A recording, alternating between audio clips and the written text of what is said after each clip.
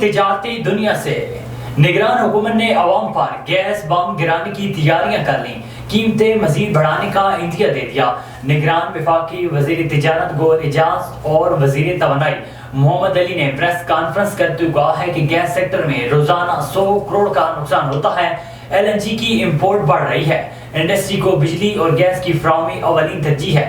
نگران وزیر توانائی محمد علی نے کہا ہے کہ گیس کی قیمتوں میں اضافہ ناگزیر ہے۔ ہمارے پاس گیس کے 2 ٹرمینل ہیں، کوشش ہے کہ گیس سے زیادہ کارگو منگوائیں، ملک کی ضروریات کو پورا کرنے کے لیے ایل این جی درآمد کریں، ملک میں ٹیکس نیٹ کو بڑھانا ہوگا۔ ملکی زرعی مبادلہ کے ذخائر میں ہفتہ وار 10 کروڑ 80 لاکھ ڈالر کا اضافہ ریکارڈ کیا گیا۔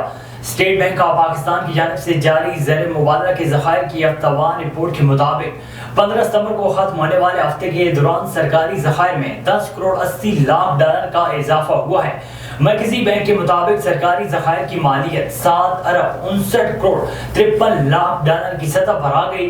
15 ستمبر کو مجموعی ذخائر کی مالیت 13 ارب 18 کروڑ 66 لاکھ ڈالر ریکارڈ کی گئی۔ ذرائع کے مطابق کمرشل بینکوں کے پاس 5 ارب 49 کروڑ 13 لاکھ ڈالر کے ذخائر موجود ہیں۔ پی آئی اے کی نجکاری سے قبل ادارے کی تنظیم نو کا عمل تیز کر دیا گیا۔